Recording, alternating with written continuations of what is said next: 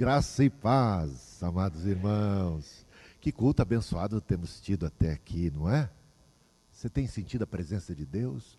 Não é bom adorar ao Senhor na beleza da sua santidade?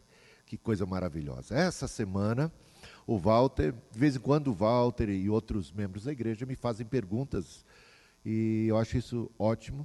E ele, essa semana, me fez a seguinte pergunta. Ele apresentou um texto que eu quero que você abra a Bíblia, para que a gente possa ler o texto, é Mateus capítulo 11, versículo 12. E em cima desse texto ele fez uma pergunta difícil, porque este, de fato, é um dos textos mais difíceis da Bíblia. Difícil compreender. Veja só o que diz Mateus 11, versículo 12. E desde os dias de João Batista até agora se faz violência ao reino dos céus, e pela força se apoderam dele. E desde os dias de João Batista até agora se faz violência ao reino dos céus, e pela força se apoderam dele. Que texto complicado, não é? Como é que você interpreta esse texto? Normalmente, quando a gente se depara com um texto assim complicado, a gente não procura nem interpretar, a gente pula, né? Vamos pular, vamos para um outro. Mas se foi o Senhor Jesus que disse, se saiu da boca do Senhor, é porque tem um ensino precioso e é importante compreender. A pergunta que o Walter fez foi esta: o que significa fazer violência ao reino e se apoderar dele pela força? Olha que pergunta fácil, né? O que significa fazer violência ao reino e se apoderar dele pela força? O que significa isso? Como é que isso acontece? Olha que desafio a gente tem hoje, né? Entender as palavras de Jesus e o significado. Uma coisa que a gente já pode descartar de cara é a ideia de que o reino de Deus se conquista com violência, fazendo violência às outras pessoas. Porque Jesus ensinou o oposto. Concorda comigo? Não é machucando outras pessoas, ferindo outras pessoas, matando outras pessoas, que a gente vai conquistar o reino de Deus. Portanto, não é esse tipo de violência. Então, isso a gente já pode descartar, porque Jesus ensina, inclusive, a gente a amar os inimigos. Então, já temos por certo de que a tal violência aqui mencionada e a força não é contra as pessoas, não é contra quem quer que seja, não é uma violência contra inimigos ou contra quem quer que seja. Bom, muitos intérpretes chegaram à seguinte conclusão: já que não é uma violência do crente, então deve ser uma violência dos adversários do reino de Cristo, porque Jesus realmente combate os religiosos, fariseus, escribas, saduceus do seu tempo, e isso, muitas vezes, frases como essa, estão num contexto de combate a estes pretensos religiosos, que se dizem povo de Deus, mas que de fato agem com hipocrisia e que querem o reino. Mas também, não apenas aos religiosos, mas havia uma seita dos saduceus, não, dos zelotes, naquela época, que eram judeus que queriam fazer uma revolução com armas para combater o Império Romano, para trazer o reino a Israel nacional. Então, veja, essas interpretações também não caem bem aqui no texto. Por quê? Não apenas porque temos esse texto de Mateus 11, 12, mas porque também temos um texto paralelo. Em outro evangelho, Jesus também disse a mesma coisa, só que de um jeito que deixa muito claro que não se trata de oposição ao reino, não se trata de pessoas más, inimigas do reino, que querem destruir o reino, que querem dominar o reino de Deus, que querem conquistar o reino de Deus pela força, para subjugar o reino de Deus. Não se trata disto. Por quê? Veja, Lucas 16, pode abrir lá, versículos 16 e 17, neste contexto, Jesus fala a mesma coisa, só que do jeito que ele diz aqui, do jeito que Lucas registra, impede qualquer interpretação nesse sentido, de que se tratasse de uma violência contra o reino de Deus, de violência daqueles que são opositores ao reino. Veja, Lucas 16, versículos 16 e 17. A lei e os profetas vigoraram até João. Desde esse tempo vem sendo anunciado o evangelho do reino de Deus, e todo homem se esforça por entrar nele. E é mais fácil passar o céu e a terra do que cair um tio sequer da lei. Da maneira como Lucas registra as palavras de Jesus, dá a entender de que não é gente que está contra o reino, é gente que está querendo fazer parte do reino, querendo se apropriar do reino, no sentido de pertencer ao reino. Veja, repetindo mais uma vez, a lei e os profetas vigoraram até João, desde esse tempo vem sendo anunciado o evangelho do reino de Deus, e todo homem se esforça por entrar nele, não para derrubá-lo, não para destruí-lo, não para combatê-lo, para entrar nele, se esforça para entrar nele. Agora vamos lá, então, pelo jeito, trata-se de uma linguagem figurada de nosso Senhor Jesus Cristo, no sentido de falar de violência, de falar de força, como quem diz, é preciso ter força, é preciso ter raça, é preciso ter gana sempre. Já ouviram isso em algum lugar? Maria, Maria. É preciso ter força, é preciso ter gana, é preciso ter raça, é preciso ter gana sempre. O reino de Deus é de graça, mas é precioso. É precioso. É tão precioso que aquele que se depara com ele e percebe a sua chegada, faz de tudo para entrar nele. Faz de tudo, paga qualquer preço que seja necessário. Faz qualquer sacrifício para se apoderar dele. É de graça. O evangelho é de graça. A salvação é de graça. Mas ela tem um preço. Você tem que negar a si mesmo. É só esse o preço. Você tem que tomar a sua cruz. Você não pode achar que é o negócio do oba-oba. É de graça, é oba, recebi a salvação, já estou incluído, vou viver do meu jeito. Não. Você não pode viver do seu jeito. Você tem que viver agora do jeito de Deus. Porque Ele te tirou do império das trevas e te transportou para o reino do Filho do seu amor. Ele torna-se a partir de agora o Senhor da sua vida. E você necessariamente deve submeter-se ao seu senhorio. Está entendendo? Você não pode agora pensar que você pode receber o reino e viver do seu jeito e que está tudo bem, a graça, que maravilhoso, Deus é bom, Deus é maravilhoso e eu não preciso sequer obedecê-lo. Você acha que alguém que não obedece a Deus vai entrar no reino dos céus? Para pensar. Aquele que tem os meus mandamentos e os guarda, esse é que me ama, disse o Senhor. E aquele que me ama será amado do meu Pai. E eu virei e me manifestarei a Ele. Meus irmãos, a gente começa agora a ficar confuso em relação a esta mensagem da graça de Deus, porque se a salvação é pela graça, significa que não existe nenhum esforço que você possa fazer da sua parte para conquistar mérito, para adentrar no reino dos céus. Ninguém vai entrar no reino dos céus pelo esforço próprio. Não. Então entenda bem que não é esse o ensino de Jesus Cristo.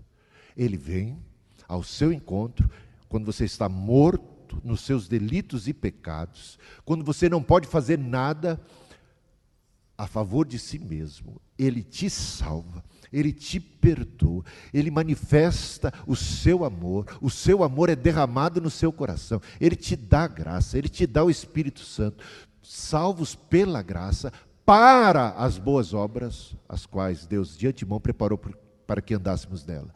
A partir de agora, uma vez resgatados da escravidão do pecado, recebemos poder de Deus para viver uma nova vida, e não para viver como a gente bem entende, uma nova vida, uma vida agora sujeita à vontade divina, pelo poder do seu Espírito que em nós opera, Ele nos ajuda, e eu vejo aqui um texto, dá uma olhadinha aqui comigo, em Mateus capítulo 10, se falávamos de Mateus capítulo 11, 12, né? Que é o texto básico.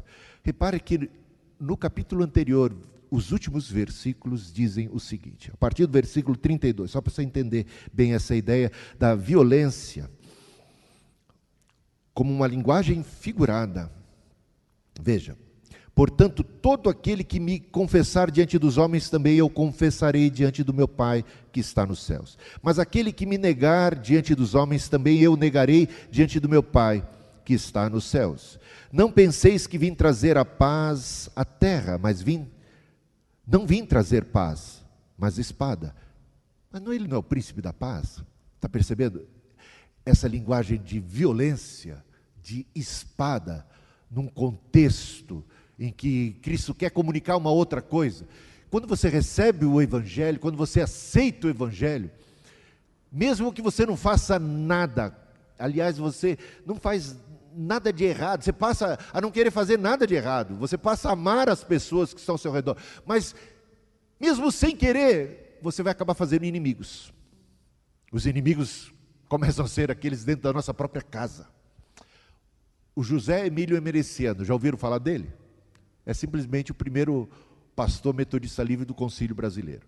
Ele é um cearense, ele se converteu, ainda jovem, lá no Ceará, e era de uma família católica tradicional e muito avessa ao Evangelho, que tinha muito preconceito contra os evangélicos de um modo geral. Quando ele, contente, feliz da vida, comunica ao seu pai, à sua mãe, o que acontecera com ele, que agora ele havia entregue a sua vida, a sua alma a Cristo, que ele era de Jesus e era um crente, seu pai o expulsou de casa. Simples, pura e simplesmente. Para fora daqui, eu não tenho filho crente. Se você se tornou crente, você tem que escolher. Ou você continua, meu filho, sem ser crente, se quiser vai ser crente em qualquer outro lugar, mas eu não quero você aqui. Ele foi expulso de casa. Teve que viajar para o Sudeste, ainda jovem, abandonado pelo pai. Está percebendo? Isso aconteceu de montão. Naquela época da igreja primitiva, se converter ao cristianismo implicava em muita guerra dentro de casa, muita confusão dentro da própria casa. Você sabe que se você for de alguma religião, algumas religiões, e se você se converter, você, dependendo do país, você é até morto, porque você mudou de religião, não é? E seus pais se expulsam de casa. Isso acontece nos dias de hoje. É isso que Jesus está querendo dizer aqui. Não é que ele está trazendo espada e violência no sentido de você ferir alguém. É que, naturalmente, o seu apego a Cristo vai provocar reações antagônicas, inimizades, porfias, ciúmes, perseguições. É isto. Infelizmente, isso acontece aos montes. Eu ajudei um amigo a se converter, era um amigo do trabalho. Ele, até então, experimentava droga, era homossexual, mas casado, ainda praticava homossexualismo regularmente, se converteu, chegou em casa todo feliz e disse para a esposa: bem, eu me converti a Cristo. Ela falou, então você não é mais meu esposo. Aceitava ele como homossexual, como drogado, mas como crente, jamais. Que coisa estranha. A gente vive num mundo tão maluco. Aí, ele meio atordoado, falou, vou deixar a mulher, a poeira baixar, vou na casa da minha mãe. E disse para a mãe dele, mãe, eu me converti para fora de casa, meu filho, não quero saber de filho crente. Gente, isso aconteceu agora, faz uns 20 anos, né? Talvez uns 30, perto. É que eu já estou velho, né? É uns 30 anos já. É mesmo, faz tanto tempo. 1986, eu acredito. 86. Já pensou um negócio desse? Que coisa de doido, que mundo doido é esse? Me converti. Então, a espada, às vezes eu não vim trazer paz, porque às vezes você pensa, eu me converto e agora que eu vou ter paz. E de repente você tem uma reação das pessoas que você mais ama, contrária a você. Então, de fato, não é que Jesus está trazendo confusão para a tua vida. É que Jesus traz coisa boa, só que outros fazem confusão, porque se incomodam com a coisa boa que você está experimentando. É um negócio doido. Mas isso é que acontece. Então, a gente tem que fazer a leitura dessa violência, dessa guerra que Jesus está provocando, nesse contexto que é diferente. Então, não penseis que vim trazer paz, não vim trazer paz, mas espada, pois vim causar divisão entre o homem e seu pai, entre a filha e a sua mãe, e entre a nora e a sua sogra. Esse problema de nora e sogra, será que tem a ver com Jesus? Não, não é. Mas você tem que entender dentro desse contexto de perseguição religiosa. Assim, os inimigos do homem serão os da sua própria casa. Quem ama seu pai e a sua mãe mais do que a mim, não é digno de mim. Veja que como ser cristão é ser capaz de repente, se ver privado do relacionamento de pai e mãe, do relacionamento de irmãos queridos, por amor a Cristo, porque essas pessoas fazem objeção, essas pessoas colocam as coisas nesses termos, ou eu ou Cristo, e aí você vai ter que decidir, e qual é a sua decisão nessa hora? Aí está a espada, aí está a divisão. Mas você quer se separar do seu pai? Você quer se separar da sua mãe? Você quer se separar do seu cônjuge? Você quer se separar do seu filho? Você não quer essas coisas. Você não quer isso para você. Mas quando as pessoas colocam as coisas nesses termos, você tem que tomar uma decisão. E a sua decisão vai refletir a quem você ama mais. Meus irmãos, o nosso chamado é o chamado para amar Deus sobre todas as coisas. Mas ao próximo como a nós mesmos. Portanto, continuamos amando papai, mamãe, irmãos, e no que depender de nós, temos paz com todo mundo, mas a paz não depende única e tão somente de nós. Então, nesse contexto, já do capítulo 10, você percebe Jesus falando de uma certa violência, de uma certa espada, de uma certa divisão, de uma guerra, e de não paz, mas guerra, por causa dele. Ter Cristo e assumir a Cristo e declarar a Cristo e confessar a Cristo traz problemas, sim. A gente não pode se iludir, Cristo não quer que a gente seja iludido quanto a isso. Assumir o nosso cristianismo levará muita gente a ficar de nariz torcido contra nós. Esse mesmo amigo chegou no ambiente de trabalho onde nós trabalhávamos e disse para todo mundo, eu me converti. Já não bastava a esposa, já não bastava a mãe, agora todo mundo virou a cara para ele no ambiente de trabalho. Tinha um outro homossexual na sessão, olha, mas não ficou uns 6 meses sem olhar na minha cara. Uma revolta. Tinha uma mulher macumbeira que, ao saber que ele era convertido, se voltou contra nós. Que coisa, isso no ambiente de trabalho, estou falando, no nosso século, no nosso país, na nossa cidade. Isso acontece, gente. Então você diz, eu me converti, eu assumi o meu cristianismo. Quanto mais cristão você for, mais isso será verdade na sua vida. Agora, é porque você está sendo mal com as pessoas? É porque você está fazendo mal? Não é. Mas a espada, a guerra, acaba acontecendo, mesmo quando nós estamos semeando a paz. Mas é o nosso compromisso, a nossa lealdade para com Jesus, que gera essas coisas. Bom, entendido isso dentro desse contexto, veja o versículo 39, que é aquele praticamente que antecede do capítulo 11, né? Quem acha a sua vida, perdê-la-á. e quem todavia perde a vida por minha causa, achá-la-á. Meus irmãos, ser cristão é perder a vida. Ser cristão é perder os sonhos. Ser cristão, ao contrário do que se apregoa nas televisões, nos rádios, nessas igrejas que muitas vezes estão lotadas, abarrotadas de gente que buscam a prosperidade, a saúde, a realização de todos os seus sonhos. Ser cristão é perder a vida. Faça uma campanha. Irmãos, venham aqui para perder a sua vida. Sacrifique os seus sonhos. Você vai ver quanta gente vai aparecer. Você quer ser cristão? Você sabe que você está seguindo aquele que é o rejeitado, aquele que é odiado, aquele que é crucificado por esse mundo? Você sabe que você está seguindo aquele que não tem onde reclinar a cabeça? É isso que Jesus disse. Você quer me seguir? Você sabe que o Filho do Homem não tem onde reclinar a cabeça? Você sabe onde você está amarrando o seu burro, em outras palavras? Você sabe a quem você está seguindo? Alguém que vai ser odiado, perseguido. E essa coisa. Quem não toma a sua cruz e vem após mim, não é digno de mim, versículo 38. É nesse contexto. Aí você vai lá para o capítulo 11 e lê de novo o mesmo versículo. E desde os dias de João Batista até agora se faz violência ao reino dos céus e pela força se apoderam dele. E aí você lê o de Lucas. A lei e os profetas vigoraram até João, desde esse tempo vem sendo anunciado o evangelho do reino de Deus e todo homem se esforça por entrar nele. Porque, meus irmãos, eu pergunto para vocês, a porta do reino dos céus é larga e espaçosa ou é estreita e apertada? Vou repetir a pergunta. A porta do reino dos céus é larga e espaçosa ou é estreita e apertada?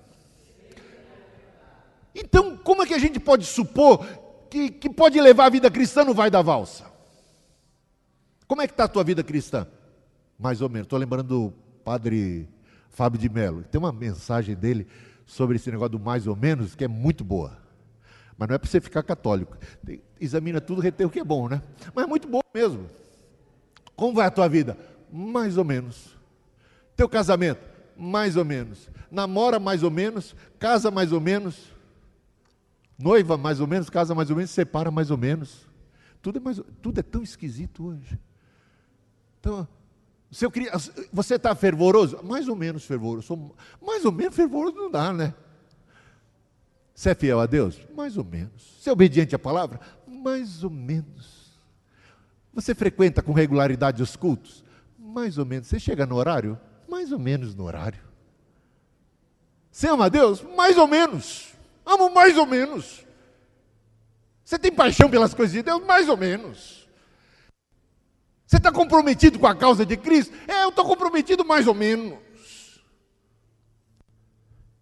O que acontece com os mais ou menos na ótica das Escrituras Sagradas? Os crentes mais ou menos não são os mornos? E o que é dito a respeito dos mornos? Estou para vomitá-los da minha boca. Porque não és quente nem frio, antes fosses frio. É melhor o frio. É melhor aquele que está pulando no carnaval, é melhor aquele que está na devassidão, do que aquele que está enganado, achando que pode ser crente e entrar no reino dos céus, vivendo uma vida mais ou menos. Mais ou menos não dá, gente. Sinceramente, não se engane. Mais ou menos, ou é ou não é. Jesus ainda falou, sim, sim, não, não. O que passar disso é de procedência maligna. Ou você é, ou você está, ou você não está. Não tem mais ou menos. Uma vida cristã no vai da valsa. Por isso eu gostei.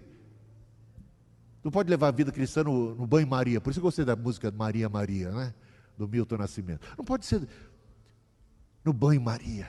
Tem que ser no tipo Maria, que tem gana, que tem raça, que pega o boi pelo chifre, que se apodera do reino, que não larga Jesus, que quando ora com insistência daquela viúva inoportuna, que é capaz sim de fazer violência ao seu próprio corpo, se for necessário. Se o teu olho te faz pecar, o que Jesus sugere?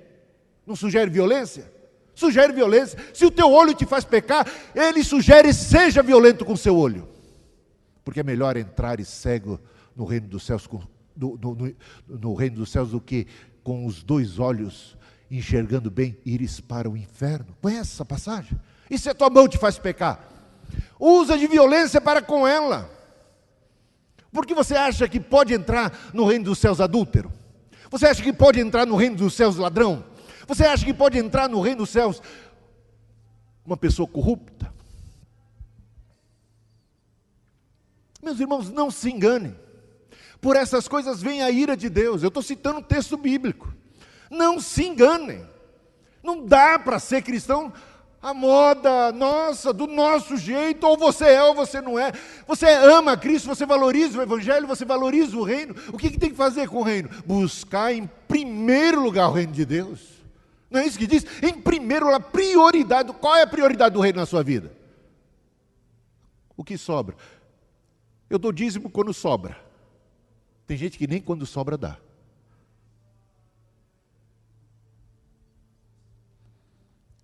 Não é para buscar o reino em primeiro lugar? Onde é que está a caridade no nosso coração? Oh.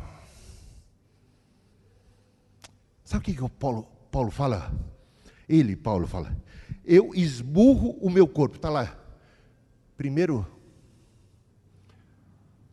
Coríntios, capítulo 9. Se não me engano, versículo 27. Eu esmurro o meu corpo e o reduzo à servidão. Olha a violência que ele pratica contra o seu próprio corpo. Para que pregando aos outros não venha eu mesmo a me perder. Meus irmãos, a violência se aplica aí, à nossa carne. Ou você pode ser condescendente com a sua carne.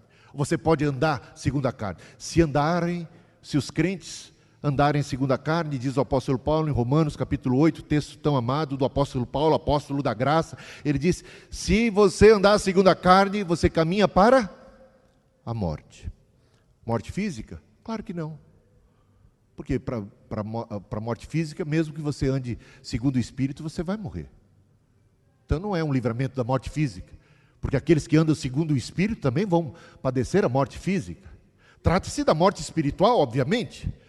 Se você que é crente, se chama pelo nome de Deus, andar segundo a carne, você é conduzido para a perdição, para uma morte eterna. Agora, se andarmos segundo o Espírito, sufocamos as obras da carne e damos glória a Deus.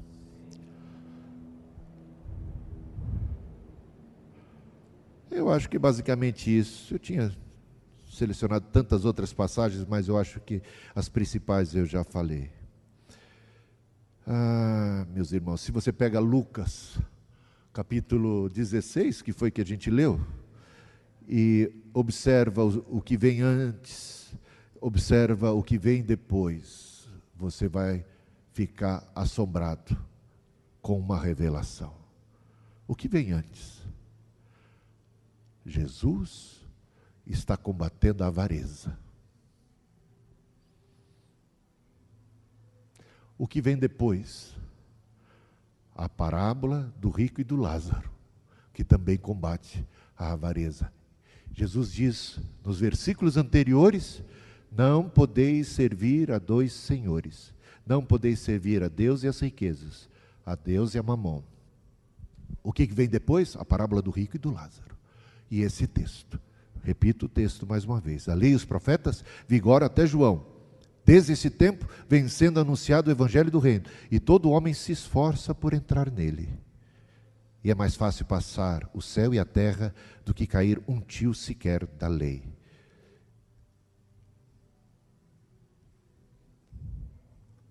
Se esse texto está inserido exatamente no meio de duas palavras de Cristo a respeito do apego às riquezas, do lugar das coisas materiais, do materialismo.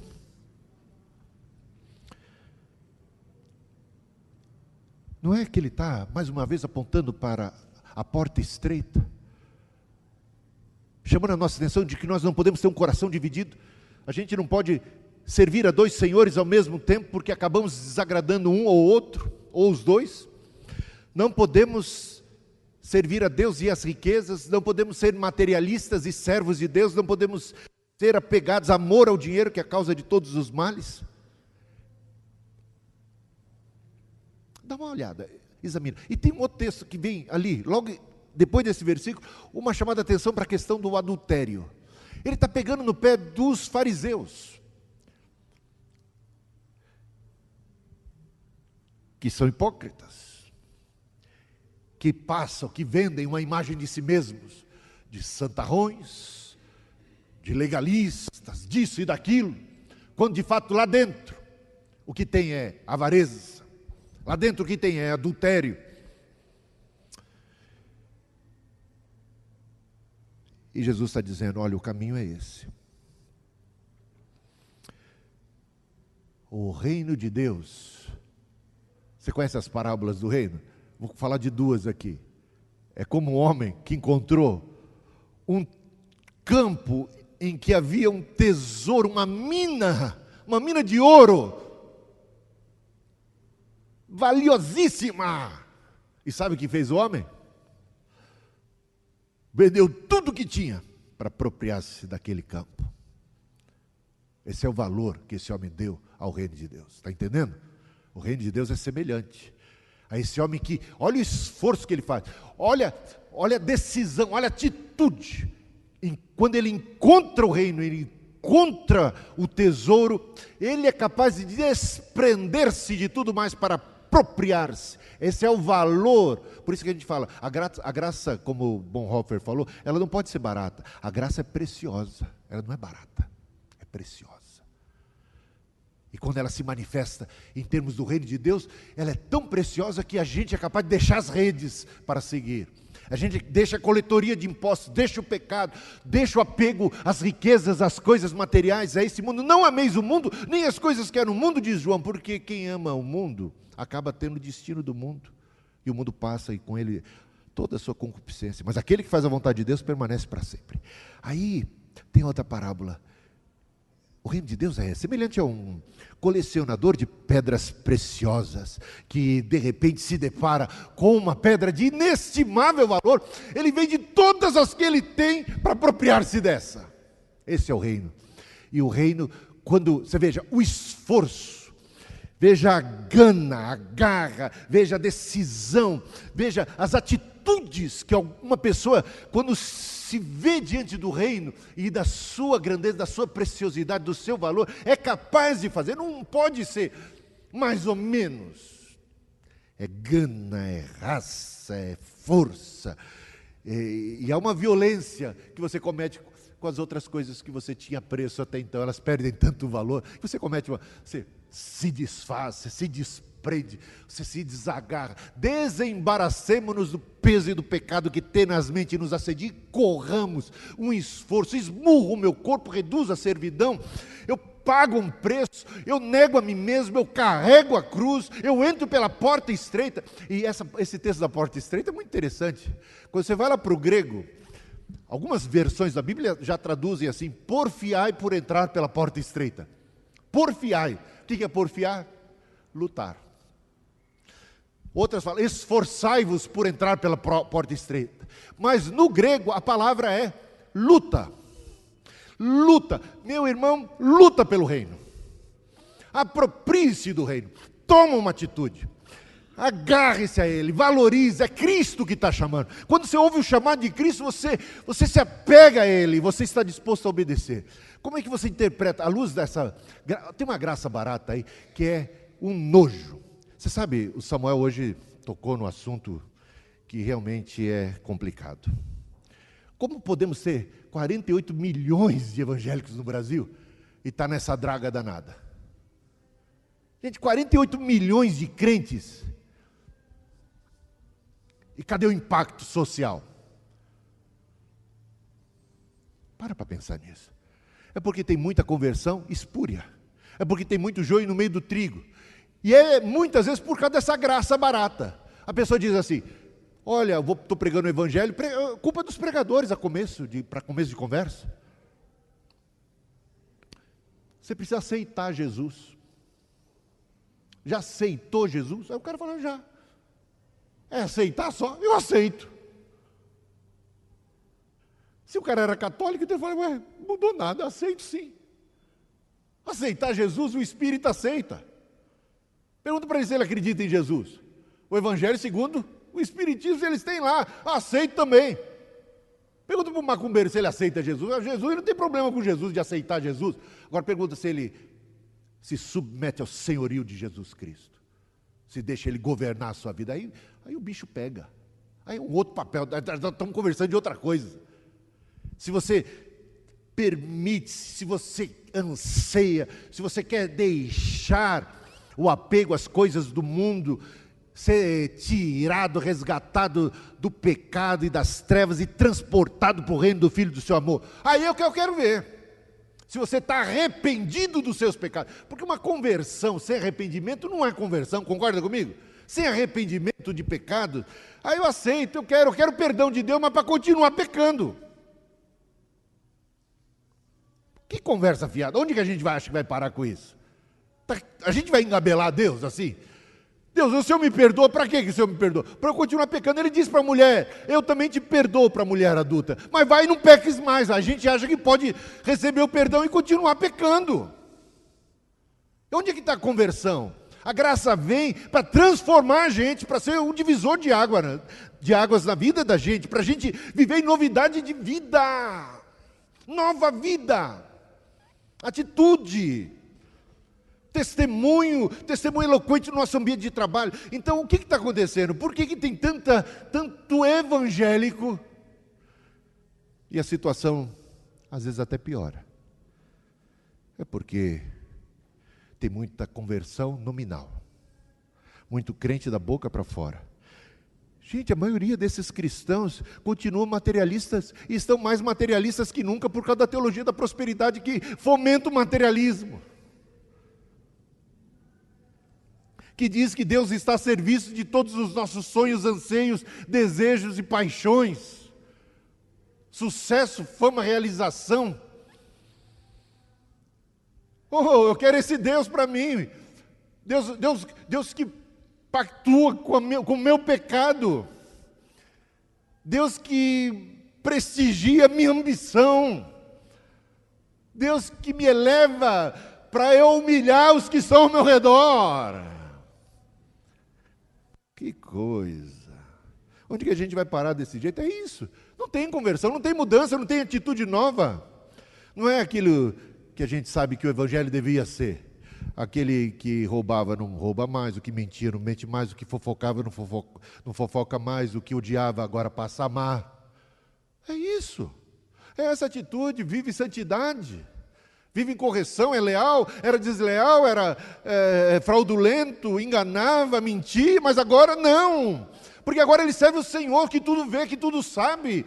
Ele não é fiel à esposa na frente da esposa, ele não é fiel ao patrão na frente do patrão. Ele é leal, ele é correto, ele é transparente, porque ele ama a Deus, ele serve a Deus.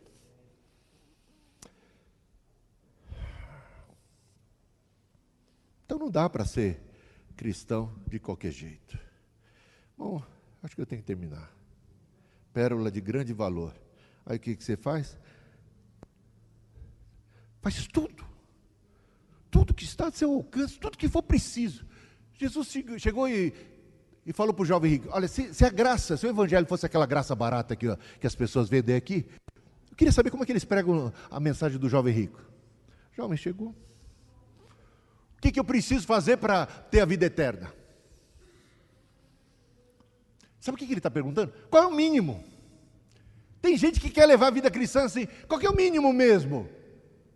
Eu quero saber o mínimo para eu entrar no reino do céu, o mínimo, a nota de corte, o suficiente para eu passar de ano, o suficiente para eu entrar no céu, o mínimo.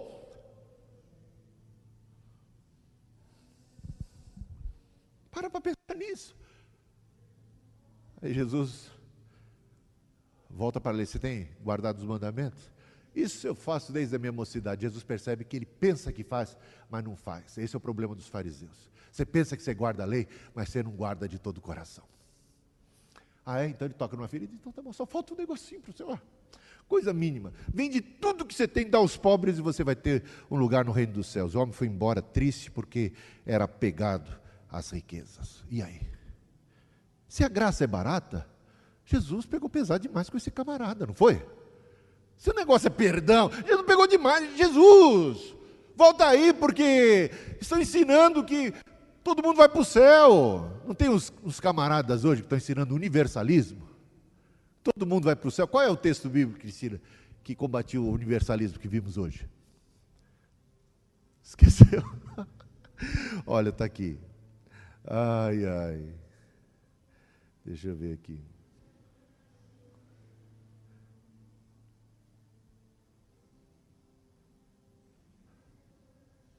Deixa eu ver. Bom, tem tantos, né?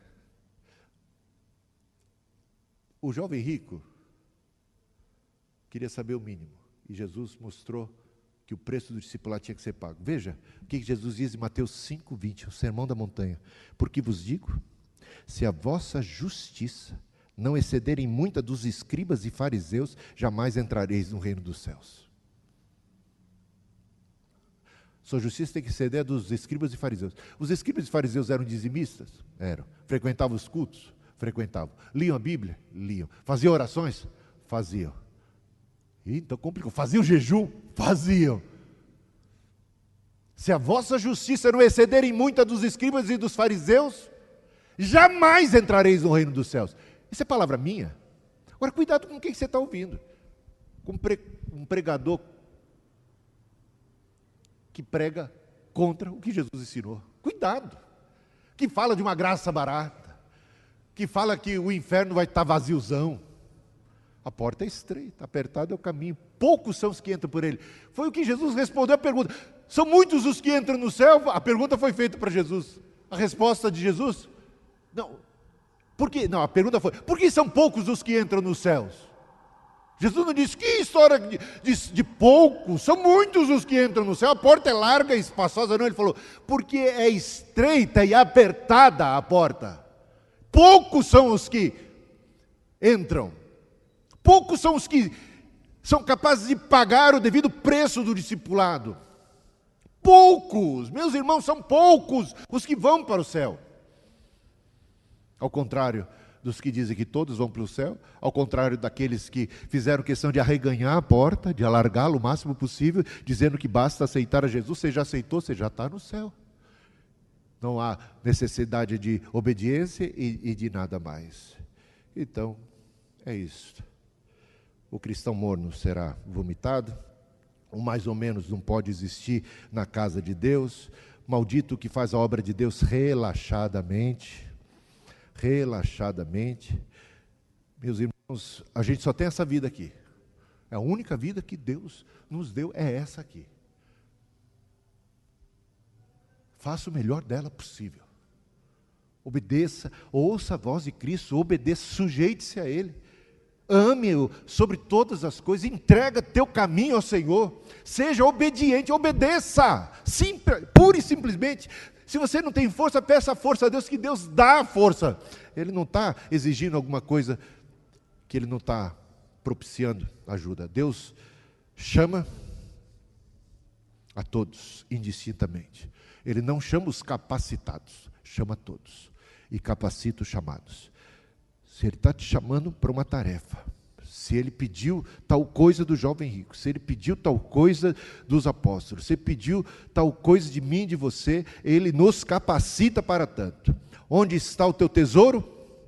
Aí está também o teu coração. Onde é que está o teu tesouro? Qual é a paixão da tua vida? O que é que faz palpitar teu coração? Cuidado, porque isso é idolatria, se não for Deus, a força motriz do seu coração, que sacode, que balança a sua vida. Amém? Sei que essa não é uma mensagem simpática. Aliás, eu não estou aqui para ser simpático, não é mesmo? Estou aqui para procurar ser fiel às Escrituras Sagradas. Meus irmãos, eu não tenho dúvida do que eu estou pregando. Desafio qualquer um a contrariar uma única frase baseada nas Escrituras Sagradas.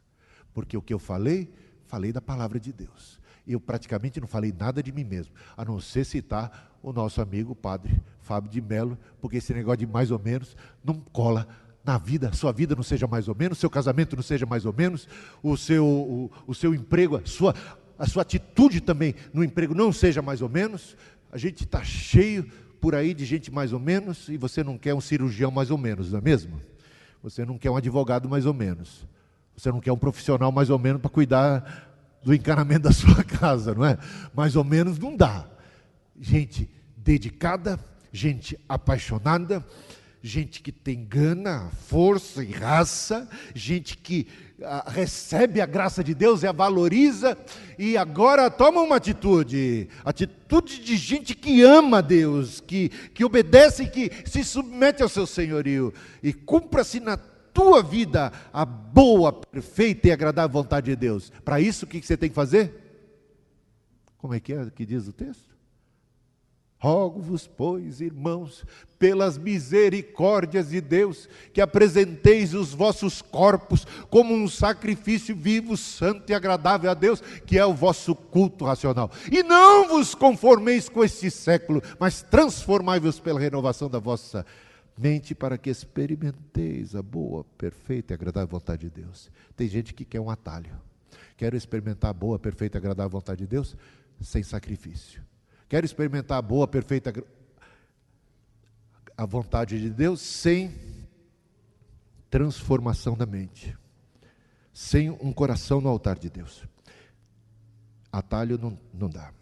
Oremos ao Senhor. Coloquemos em pé. Temos um momento de oração. Vamos meditar na mensagem, na palavra do Cristo, na palavra do Senhor, que nunca escondeu o preço do discipulado, que sempre, desde o princípio, nos advertiu: quem quiser seguir, negue-se a si mesmo, tome a sua cruz e siga.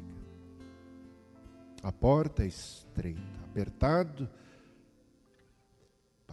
é a porta, estreito é o caminho que conduz à vida eterna, e poucos são, infelizmente, os que seguem.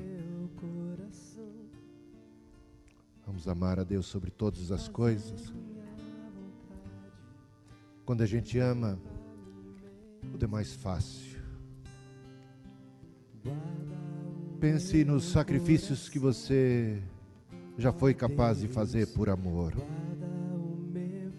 Pense nisso. No amor por outras pessoas, pela pessoa amada. Amor pelos seus filhos, amor por um amigo, amor por uma causa. Quando a gente ama, tudo é fácil, tudo é mais fácil. E o amor de Deus é derramado em nosso coração. Foi Ele quem nos amou primeiro, foi Ele quem se sacrificou por nós, Ele provou o seu amor. A gente precisa examinar o nosso coração para ver o quanto temos de fato amado o nosso Senhor. Ele é digno do nosso amor, Ele é digno da nossa devoção,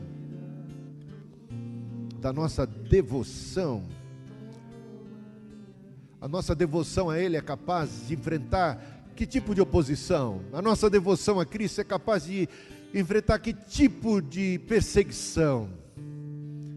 Que tipo de dificuldade? Que tipo de cruz somos capazes de carregar por amor a Cristo? Até onde vamos com o nosso amor? Como é que nós temos demonstrado praticamente? Quais são as atitudes de amor claras, evidentes?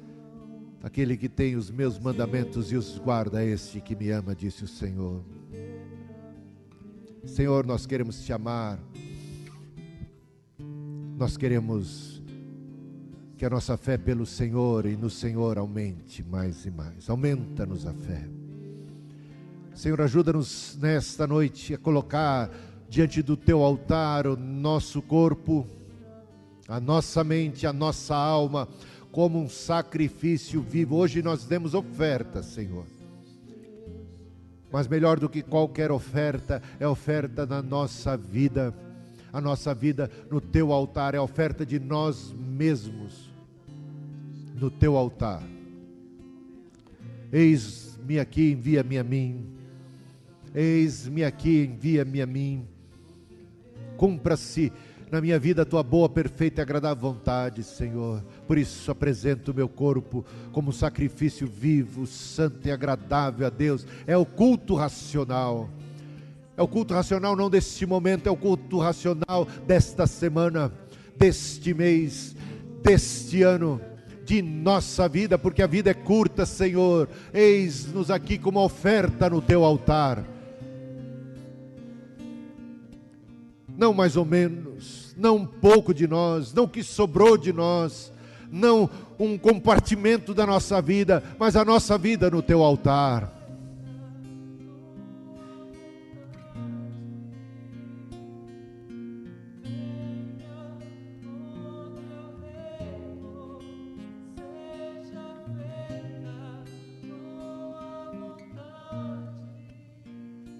Livra-nos, Senhor, de todo engano, de todas as heresias, de todos aqueles que interpretam erroneamente as Escrituras para a sua própria perdição, quando está tão clara a mensagem de que fomos chamados para as boas obras, salvos por tua graça, porque boa obra nenhuma poderia nos salvar, esforço algum de nossa parte nos traria o céu. Foi o Senhor que trouxe o céu a nós, que trouxe o céu à nossa vida, que trouxe o perdão, mas nos resgatou para uma nova vida.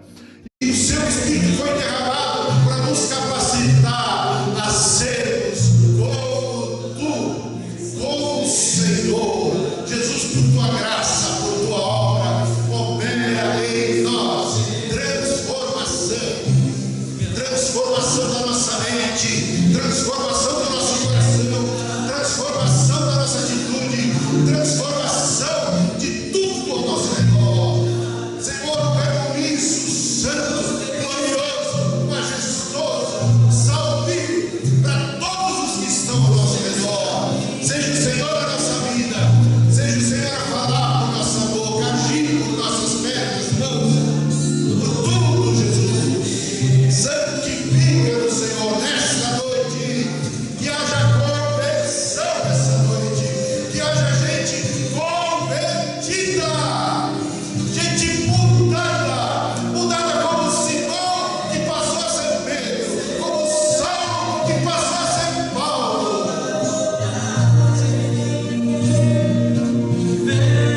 Oh, meu reino, oremos assim.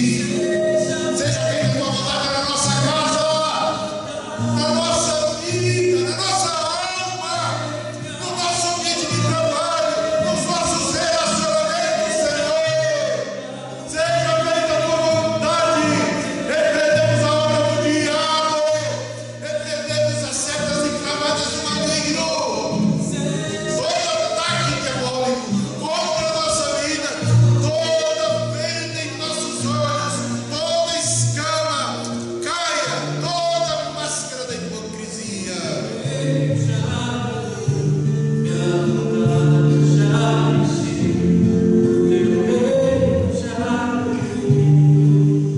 Uma nova vida, Senhor, para a tua glória.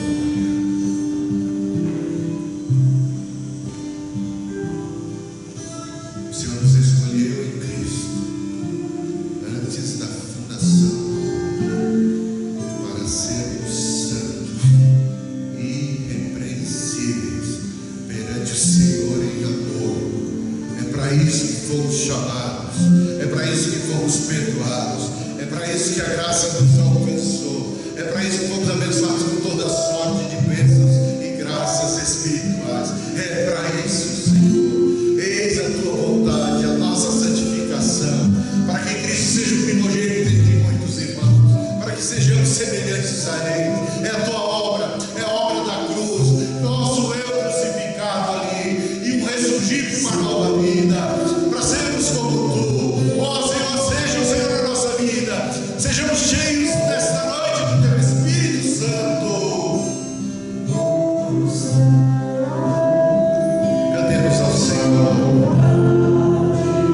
Que do seu interior brote sacrifícios de louvor, uma atitude renovada diante